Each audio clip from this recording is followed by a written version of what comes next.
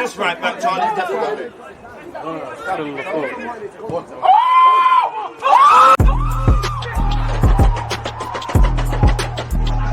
There's always just that attitude when defenders, I think, it's like.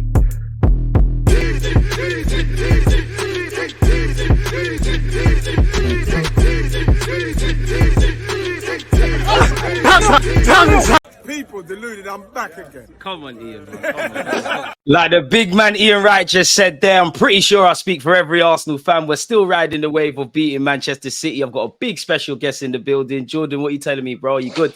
I'm good, brother. I'm good. How are you? I'm good, man. I'm good. As I said, I'm still riding the high of the Arsenal City game, man. Let's get straight into it, man. What did you make of the game?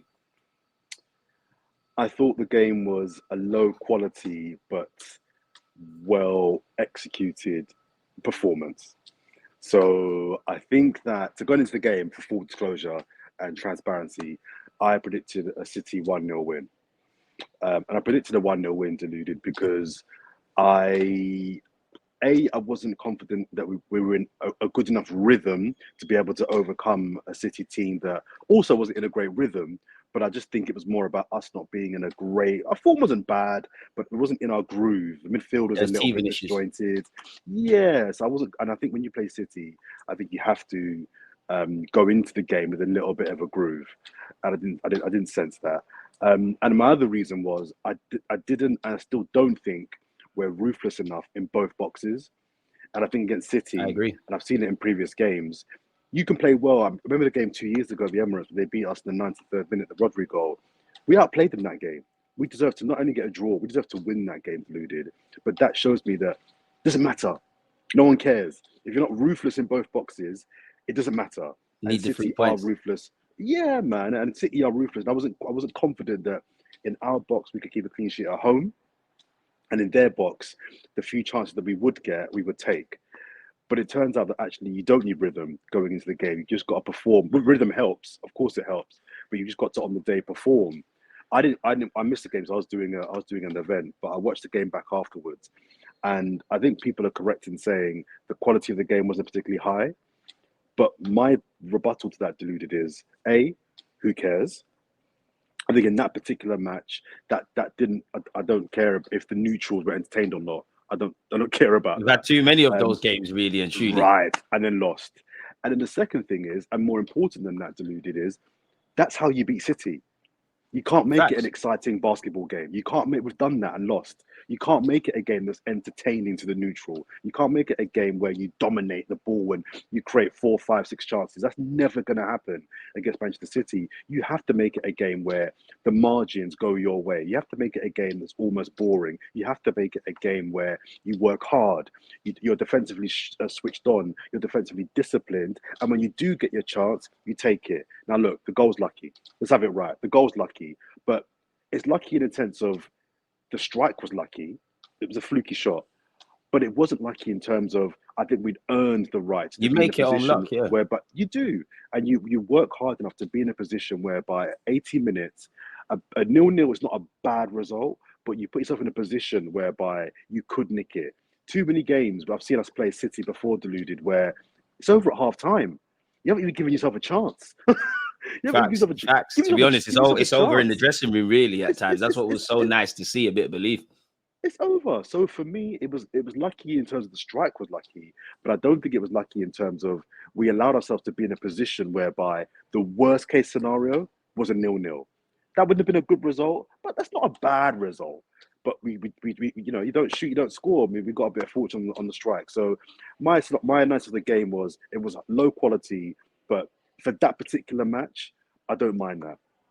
On the topic of it being low quality, why do you think it was? Was it, as you said, both teams aren't really necessarily firing, or the inner coggins of the team are not firing? Was it a case of Arteta and Pep kind of cancelling each other out? Why do you believe it was a low quality game then?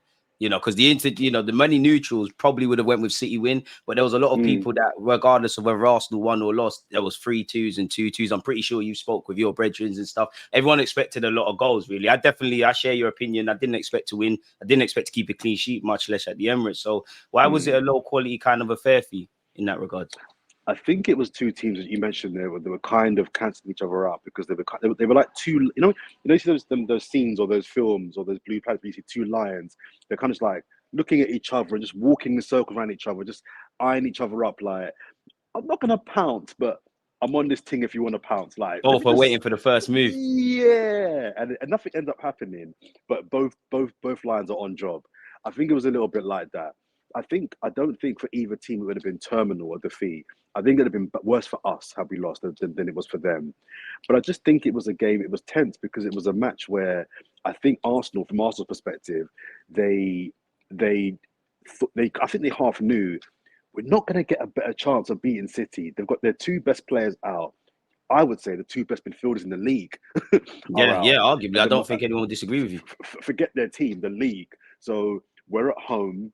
They're not fully in their groove. We're not going to get a better chance because the chance of us going to the Etihad and winning are pretty slim. So if we're going to win this title, we've got to beat them here. We've got to at least beat them at home. Facts. So I think that kind of transpired into a nervousness and a tentativeness that saw us not play our fluid best. We're not playing our fluid best anyway, but that for me is intentional. That for me, and I'll get to that in a second. I think that's intentional. I think from the City perspective, A, they were missing key players. B, their form isn't amazing. Their form is good, but they're not in their groove either. And I thought, and I think this was kind of played out in the last 10 minutes, just before we scored. I think that they would have, even before the game, taken a point. And that sounds very un-Pep-like. And people would say, no, Pep always plays for a win. Maybe he does. It's a marathon, the mentality. It is. And I think they probably thought, we're not playing particularly well at the moment. We're away at Arsenal, probably our biggest challengers. It's early in the season. Just get a point. Just get out there a point. We'll beat them at Argaff in February, March, whatever. When we're really in the groove, we'll handle business then. But for now, we'll take a point. We haven't got our first 11. We'll take a point. And I think that contributed to how they played, which contributed to, I think, why the game was a little bit stodgy and a bit of a poor spectacle. What do you make of Mikel Arteta? Because obviously, if I describe his lineup and his subs, more so his lineup as high risk, high reward. Now, obviously, his hands were kind of tired in that there was injuries and things, but many people would have seen Jorginho definitely after the Spurs game and thought, what's going on there? You've got Partey on the bench. But I think personally, Arteta got everything right, from his subs to the three subs that obviously made the difference, including Martinelli. So four. Jorginho start. What did you make of that, really? Because the lineup has to have shocked you and thought, to a degree. It didn't, it didn't Deluded. It didn't surprise me. One, because like you said, what more could he have done? Partey didn't have 90 minutes in his legs, so he couldn't have started. Nor could Martinelli. Them guys were fit enough to play, but were they fit enough to start? So for me, even if you disagree with his selection, my question to you then would be, well, what could he have done? You're putting in 60% Partey at the start. Do you want to put in a 60% Partey against City? I don't know if you want to do that. He's going to end up having to come off. Exactly, and then maybe exacerbate the injury even more than he's out for a month. So I think the lineup, I wasn't surprised by the lineup. I thought the Jorginho selection was really smart, and I was calling for Jorginho to start against, who was our last league game? Bournemouth. And people were saying, you mentioned there the mistake against Spurs. That can happen. It was his mistake. It was his error. But the mere fact that he's an experienced, seasoned player was the reason why I was comfortable with him coming back in. And as it turned out, he played very well. I'm a big fan of Jorginho. I think he's got flaws, but I think in the right system, with the right tactics, Jorginho is a phenomenal player. I think if you expose him, if you don't put legs around him, and if you ask him to play in particular games, you're going to look bad. And I don't advocate him playing in certain games. But I think the Arsenal fan base don't support him as much as they should, because A, he's ex-Chelsea. B, he's not flashy. There's no step overs, or there's no top bins, or there's no nutmegs and all that. He's not one of the best centre mids in the world, arguably, that we'd love to have in our midfield. Yeah, and he's just not flashy. But what he is he's intelligent. And what he is experienced. Yeah, and I think that gets underrated by, fans in general, but Arsenal fans. Will he concede a few goals because of how he plays? Yes, he will. But I think overall, the net positive for having him in your team in certain games, as we saw on Sunday, is that in a big game, he's been there and done it. He knows what he's doing. So the Tottenham error for me did make me think, oh, don't put him in again. It was an error. If he was a youngster and made the error, I might have some more reservations, because a youngster wouldn't know how to bounce back from that and deal with that. but he's And not a accept it, youngster. He's yeah. been there and done it. Yeah. So going to your question about Arteta, I think he got everything bang on, as you said. I think it was a masterclass. Let me tell you why. I think, and I was saying on the Forever Arsenal podcast with the boys, leading into it, they were all crying, and I'm sure you were too, Deluded. They were all crying about Saka. Oh, why is he picking Saka? I mean, I wouldn't say I was crying, but I was Saka, definitely, it Saka, definitely was a Saka. bit of pill to swallow. But I'm of the belief of, regardless of players, just get on with it with injuries. It happens to everyone. This We is just what have to get on with this. This It is is what it what is. I was saying. This is what I was saying, and I was okay with him playing against Lons because unless it comes out factually that he was injured before that match, play your best team. This idea that Simple. we can go to Lons and just play our B team and get a 3 points away, it's disrespectful. We're talking like we're some big European giants out And here. it's the Champions League. We've been at the party, Deluded, for 6 years. Who do you think we are? We can just rock up to Lons with I our agree. dippy team and walk with 3 points. No, you play your best team and worry about City on the weekend. That was my mentality. So I was comfortable with Saka playing in that game. It backfired. I'm okay with that. That can happen. But my point was, as you just said, I don't care about Saka. I don't care about Saliba. I don't care about Jesus. My interest going into the Man City game was Mikel Arteta. Your record against Pep Guardiola is embarrassing. Do something different. That's the guy I'm looking towards. That's the guy I'm looking towards. Do something different. And he did. What he did was, as we said earlier on, he didn't make it a football match. He recognised that if I go toe-to-toe with this team, even without De Bruyne and Rodri, I'm going to lose. It's going to be peak, yeah. We're going to lose, and we're going to potentially be out of the title race before we even start. So he did something different. He realised that, boy, in terms of a metaphorical speech to the fan base, today it might not be exciting. You might have to just hold this one today. It might be a boring one, but stick with me. If my Win team ugly, work man. hard and we're structured properly, we can get something from this match. And he did. And I think the goal that we scored is down to coaching as well. That's not a fluke. It's not a fluke that all four players You look at what Tomiyasu was doing there as well, 100%. Right. That the height and the physical and aerial presence, that was planned. That was planned. So for me, Arteta gets a lot of criticism. A lot of people call me an Arteta fanboy. I'm not. I like. Oh, you're not alone. You're not alone. I get the same I- stuff you get, mate. Yeah, when he sorry, I can't swear. When he messes up when he messes up Deluded, I'll call him out. He's not my brethren. I'll happily call him out. I don't know the guy. And this is what people don't understand. Like, there's no shame in supporting the manager, but not just supporting everything. You know, again, I have a lot of time for Arteta. I think the man's the man. I think he's got a lot of faults. I think the faults are massively outweighed by the positives. And when he gets tactical things wrong, I'm one of the first to ask questions. But it's high risk, high reward. I'm sure Pep Guardiola's got many things wrong. You know, I agree with your point with Jorginho. I think there's certain games like the City game where it's more of a tactical battle off the ball and quote unquote a football game. You can get away with that. Against Spurs, he shouldn't have come on. There's just too much areas to defend and too much open pitches. So I share your opinion on Arteta, man. And your point about Jorginho is true as well. Because one thing I've noticed is I'm not sure, unless it's for the last 5 minutes, I don't know if you could bring Jorginho on as a sub. I think because he lacks athleticism and he lacks legs, he has to start games to be in the rhythm of the match. Kind of get into it, yeah. Yeah, I think if we throw him on as we did against Spurs, where the energy is already high and people are kind of up to speed, you're throwing a guy that's not got legs in with guys that have legs. So look at that midfield. It was Basuma, Maddison, and someone else still. It was Sarr. I can't remember the last one. Yeah. The man have got and legs. Then the fullbacks inverting and whatnot. Exactly. And they've got 45 minutes under their belt already. So I think unless you're bringing them on for the last 5, maybe 10 minutes, I'm not so sure Jorginho works as a sub, because I just don't think unless you've got the ball. And in the Spurs game, that was a back and forth game. Yeah, it was like a tennis match. He's not about that life. He's not about that life. So he really isn't. He's not. So I think Arteta's tactics on this game were perfect. And people will say, "Oh yeah, but they didn't have their best team." That's not our problem. That's their business. Didn't play at the Etihad last year. He was injured. We didn't have our best team then. That happens. And even on the game on the Sunday itself, no Saka, no Martinelli for half the game.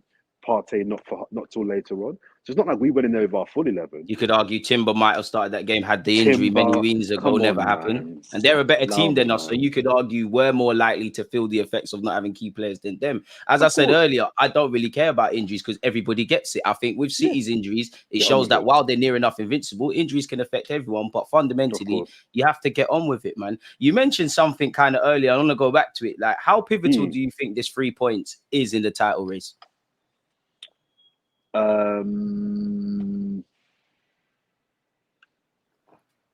Not very pivotal. I think what was more important than the 3 points Deluded was the psychological belief that I think it will give the team. I think getting the monkey off their back that we can beat City in a meaningful game, I think will be more valuable than the 3 points. And I also think the damage it might do to City. And look, I could be wrong here.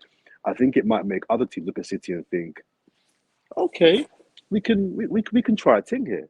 We can do something. And like I might come back on your podcast in 2-3 months' time, Deluded, and City have now got an 8-point gap. And man, they've got we're talking about something completely different. Yeah, they've done one of their mad runs, and I could be mugged off here because before I've said this before, and they've mugged me off before. But I think the psychological impact that it should give the team is more valuable than 3 points. Because at the end of the day, I think we're still only 2, 3 points, 4 points ahead of them. There's nothing to scream and shout about, really. There's nothing separating everybody, really, especially in October.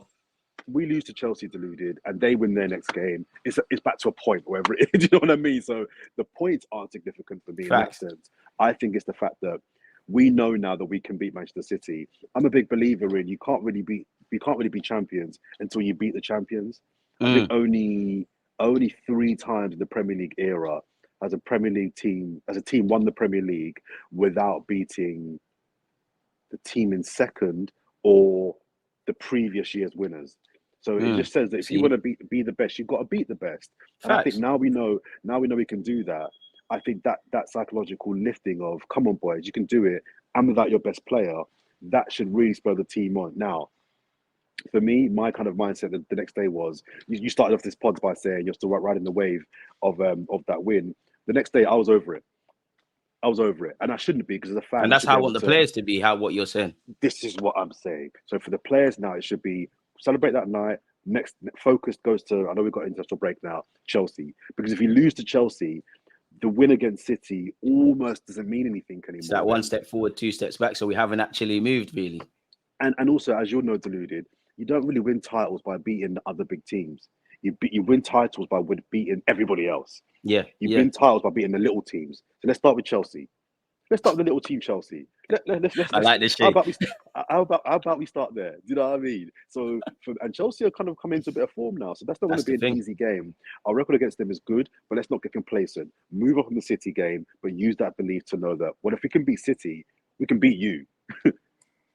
Simple as that. And for me, it's a thing where I agree with you. I think you've got to be looking to take in the ideal world anything from 3 to 6 points off title rivals. And I have liked in general the fact that we haven't been perfect in any of the 3 games we've played against the top 6, but we've either we beat Man United, beat City, drew with Spurs, we shot ourselves in the foot, but we've lived to fight another day. You've got 2 options. You either beat City twice or take 3 to 6 points, or you be perfect for 36 games other than the 2 you play against them. As you know, it's impossible. I don't think that will happen. So I agree with you in that it's a psychological battle. What did you make of Saliba and Gabriel? Because I don't feel Gabriel is, all the rage is Saliba, rightly so, but I think Gabriel doesn't get his credit. But it is lovely to see Saliba bully Haaland, really and truly. Well, the man them on the street is saying that the real man of the match on Sunday was Gabriel. I know that Rice and Saliba got all the plaudits, and rightfully so. They were phenomenal in that game. But boy, the real football purists, the people that really know ball, are saying Gabriel was slightly the best player on the pitch. He doesn't get his flowers enough, man. He doesn't, and I'll be honest. Again, I was saying in pods I was doing pre-season, I would actually drop Gabriel from the back 4, and my back 4 would have been Timber, Saliba, White. Who did I have right back? Tomiyasu? Yeah, I think it was Tomiyasu. That would have been my back 4 for the start of the season. Now, Gabriel had a good year last year, a very good season last year. And I'm not necessarily anti-Gabriel. I think he's a good centre-back. But there were just things in his game that I just thought, if we're looking at the fine margin to win a title, I think I just couldn't see him being a Premier League winning starting. He just has an error in him. And not even that, because when people say, "Oh, he's got an error in him," Maldini had an error in him. Every defender's got an error in him. Do you know what I mean? So I find Man, it human. people say, yes, I find it weird when people say he's got an error in him. Everyone's got an error in them. The issue is, do you have 2 big errors in your season, or do you have 6? That's the difference. Yeah, yeah. That's the massive you know what difference. I mean? So for me, the fact that he's got an error in him wasn't the reason why I was coming for him. It was more, I think you're a good enough starting centre back to get a team top 4. I'm just not sure if you're good enough to get a team to win the title. Now, is Matip good enough to win a title? Well, he won one. So is Matip significantly better than Gabriel? You can debate either way. So as long as you've got one bad boy centre back, which I think we do in Saliba, the other one doesn't have to be as good. Just needs to be able to complement him, and that's where I think he does really, really well. I think Gabriel is definitely this year been better, and I find it ironic that I was calling for Gabriel to be dropped start of the season, and then the first 3 games of the season, he had to hold bench. Yeah, he had to hold bench. I was saying it as this thing of, this is what I would do. I didn't think Arteta would actually do it. Do you know what I mean? And I think there's some tactical reasons why there's that. I think because Timber's injured, I think he wants to get he wants to kind of have a different back 4 sort of thing. So I think Gabriel is a very good centre back, and I think he's starting to get the flowers that he needs now. But I need him now to be a defender that over the course of the season I can count his errors. There's serious reliability, yeah. Do you know what I mean? If I can count your errors on one hand, a couple of games where you were like, then I'm cool with that. If it starts getting to the point where I can't even remember how many errors you've made because you've made that many, then it's a problem. You're in trouble. You're in trouble, man. And I think that the complementing of the 2 is really important. Saliba is, they call him the Rolls Royce. He's the classy one. He's the one that he's running really fast, but doesn't look like it. He's very gracious with it. Yeah. He just glides. Do you know what I mean? And I think Haaland experienced the fact that, look, I'm not really here to fight you, but if you want to fight, I'm down. And that's what I like, the little nudges and all them dark arts in defense that needs to be done. I'm a good kid. Who's that rapper that said, you're a good kid? Stop sounding like you're Stormzy. Something like, you're a good kid. Stop sounding like you're a bad boy. It's like Saliba saying to Haaland, I'm a good guy. Like, we can don't push me. But don't push me, brethren. Hope you really know who for fighting, man. Right. Let's not do that. You know what I mean? And then when he tested him, I didn't want to do it, but I had to put you on your backside. Yeah, I like that about him. Whereas Gabriel is the opposite. He's just on smoke. He's just always on just smoke. Crazy. And that could be detrimental sometimes, because sometimes you don't need to always be on smoke. Sometimes just calm down, thing, bro. Just relax, bro. You didn't need to kick a man in the back of his neck. Just intercept the ball, bro. What are you doing? So it's all right. I heard the comparison, which I think was apt. Saliba's the Rolls Royce, Gabriel's the Range Rover, and that for me was like, I kind of see that. Yeah.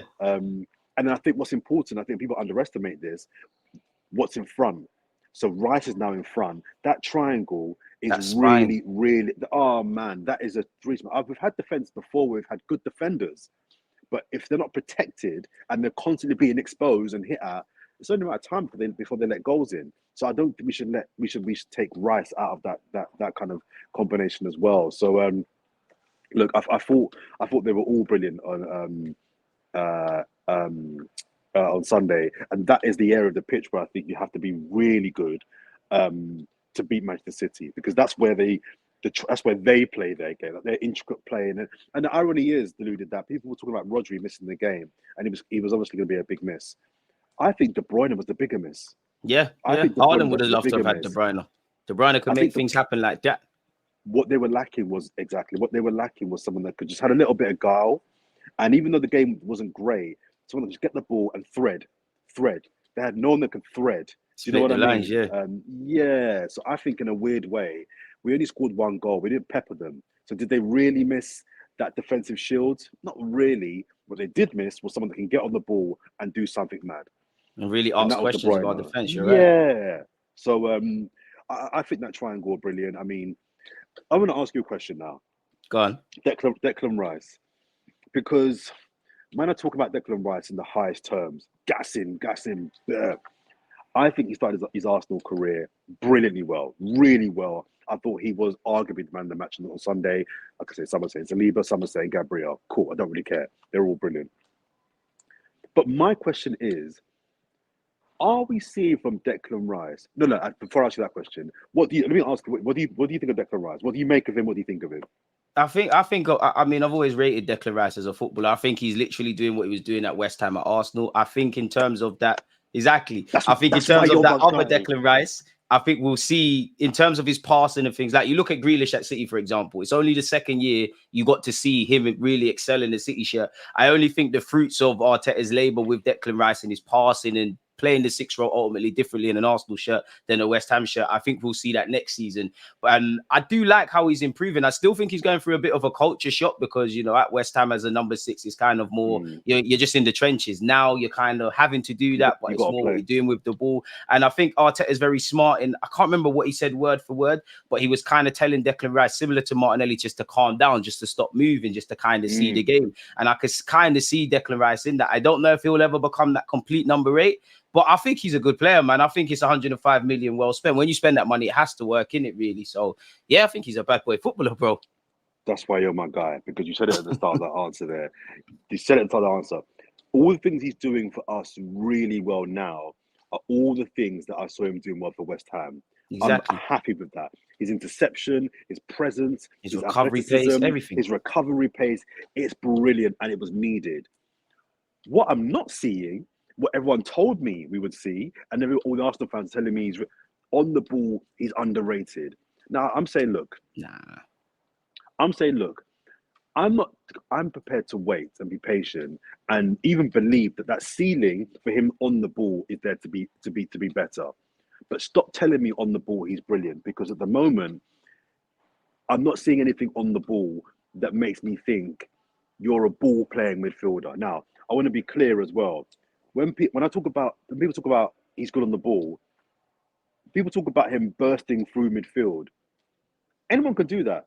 I've seen Gabriel burst. You're an England international. You should be doing that. I like it from him, but you should be doing that. I just think he's a pro. I think bursting through the middle of the ball, 30, 40 yards, is not a skill. That's something that most players can do.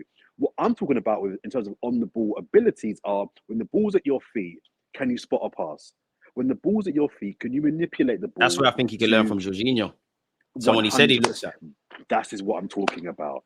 When I talk about on-the-ball technical abilities, I mean that. I don't mean can you drive through the middle. Most players can get on the ball, can drive through the middle. Should be able to attack a space, yeah.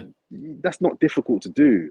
So I was really interested to hear if you, which I think you do, agree with me that all the good things he's doing right now, I love. But they're all the things that I said he was good at West Ham. What I was sold was from the Arsenal fan base and the West Ham fan base was, on the ball, like he's on the. I'm like, okay, all right. They're seeing so far, I'm not seeing on the ball. Now, like I said, I'm not wowed on the ball by Declan Rice yet by any imagination, and I'm not even criticizing him. Neither are you. No, same. I'm not saying that he can't get that in his game. I'm just saying let's not pretend like it's there now, because it's not. Exactly. That's why I said next year I think we'll see that kind of stuff, if I'm honest with you. There you go. My last question for you as well, actually, before I let you get out of here. Do you think Saliba's world class yet? Because that is the big talking point. No. Neither do I, but I have to ask. Man have thrown this world class thing around. I mean, world class is subjective, right? So I'm not going to argue with someone that says he's world class. But for me, my bar's high. My bar is high. You talk about world class. Nah, that's a serious bracket. It is, man. I think world class is not also. This is what people forget, and why I disagree with a lot of people who say he is. World class isn't just about your technical capabilities. That's a big part of it. Can you do things that others can't do? Other stuff. It's that as well. But you know what it is as well? It's time. It's time. It's been 2 years. How can you give a man world class after 2 seasons? Now, if in those 2 seasons we did 2 trebles, then he's contributed to a madness where, okay, you're operating at a high level. This is his first year in the Champions League. Oh, sorry, did he play Champions League football for I don't think he did for Marseille. I think he played in Europe for Marseille, like Europa or something. So it's not even. In fact, tell it like he might have actually played Champions League football for them, you know. I just have a funny feeling he did. Anyways, he played in Europe. If he has, I'll take that back. But world class for me is also about.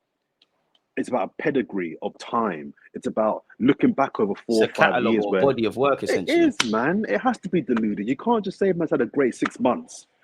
He's in Premier League Team of the Year and he's world class. No, You got to do more than that. And manager's giving out world class, world class, world class.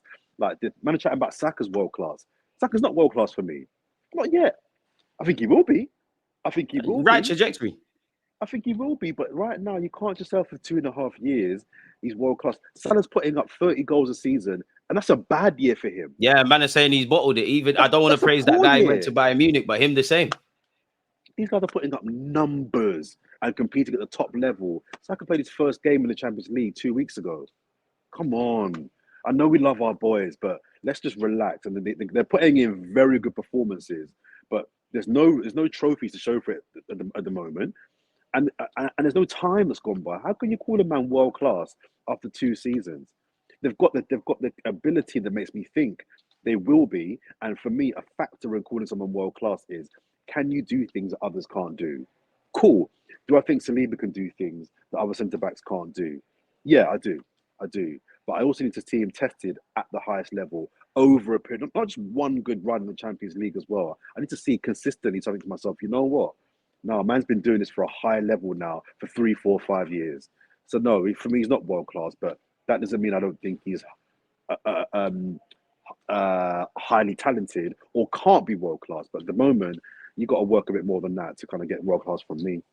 It's a weird one for me in that I do think he's one of the best centre halves in the world, similar to Saka. But when I look at world class, I mean, we'll be here all day listing the prime centre backs. Do I think right now, if them lot was still playing in their prime, he can match up to them? Of course not. I think he's on the right road. I think he's following the right sat nav. I think he's doing the right things. When you listen to actually how Saliba speaks, I guarantee without knowing him, if you speak to him himself, he won't tell you he's world class. I don't really like to use the international scene as a somewhat yardstick because it can be a bit political. But he's not, can we really call a world class player that doesn't necessarily start for their country world class? I am keen to see him kind of excel away from Gabriel, because when he does make appearances for France, you can see him kind of getting flat-footed. I think he can learn a tiny bit off the ball. I actually think Saliba, for the colossal defender physically he is, can improve in terms of his heading. But I think they're on the right path. Similar to Saka, they're doing the right thing. They're consistent. They're making the difference. They've signed new deals, so we're laughing. So I'm with you. I think you just got to let the man show and prove. And there'll be a day where I always describe it as, it's almost like a love affair. Saliba can do no wrong. Sooner rather than later, if Arsenal keep going to where they want to,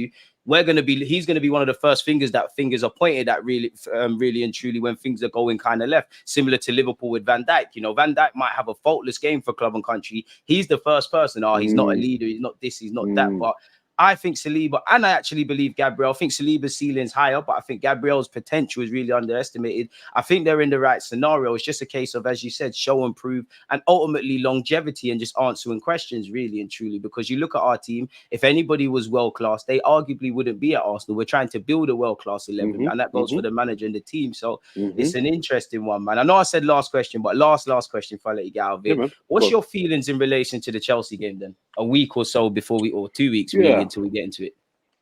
Well, let's first of all see what the squads are looking like after the break, right? Because it's hard to make a prediction based off not knowing who's fit. But Kai Havertz derby. Oh, the Kai Havertz derby, man said. He could be on the bench for his own derby. I think that this break has come at a good time, because I think Saliba pulled out of the France squad, so he will have 10 days off now. Saka pulled out of the England squad, he will have 10 days off now. I think Martinelli. Yeah, you're right. I was just about to say, I think Martinelli bust out as well. So and he'll have 10 days off, and Trossard. So if you can get 2 of those 4 at least fit to start against Chelsea, you're in a good position. Is it their gap, isn't it? It's at the Bridge. Yeah, Stamford Bridge on the 21st of October, 5:30 or something. Our record is actually quite good there in recent years, but again, exactly. But let's not rely on that. Like, records are there to be broken, and Chelsea are coming into a bit of form. I think the importance of this game is that we go on a run now. We need to go on a run and really kind of start flexing our muscles. I don't look at the table, and I look at the table in 3 parts of the season: 10 games, Christmas, March. Exactly. Those are 3 times the season. Exactly. When I go there, 10 games is enough games now to be able to kind of look at, okay, who's bedded in, who's not, what are we playing this year, what's our formation, what's our structure, who's surprised me and should be starting, and who's let me down. 10 games is a good enough time to settle. You got a consensus, right? Christmas is halfway through the season now. Okay, are we in this race or are we looking like we're not serious? And then March is like, right, that's where you decide who's title contenders. Yeah, it's like, who's serious now? The business end of the season, 10 games to go. Who's on this team? Who's really, really looking like they can cross the line? So we're not at 10 games yet. I think for me, it's about being in the pack. I said at the start of the season, if everyone was talking about Arsenal, they got a challenge, they got to win the title, blah, blah, blah. For me, Deluded, the challenge at the start of the season, if I was Arteta, this is what I'd be saying to myself and maybe the team, give me 85 points. Give me 85 points. That's what you need to be looking at. That maybe even 90 if you want to talk about a title. Yeah. What the thing is, I'm saying, just get me 85 and then we can go from there. Because 85 means that you're at least in the race. 85 means you've taken it to at least the last 5 games of the season. That's what it takes. So 85 points, and then we've got 5 games left, and then we can go for the title. But if you can't put up 85 points, you're not in the race. Let's at least be in the race come the end of April, so that's early May. So for me, the Chelsea game is important as far as I want to start a run, but it's not terminal if we lose. I think what we can do is put them back in their box.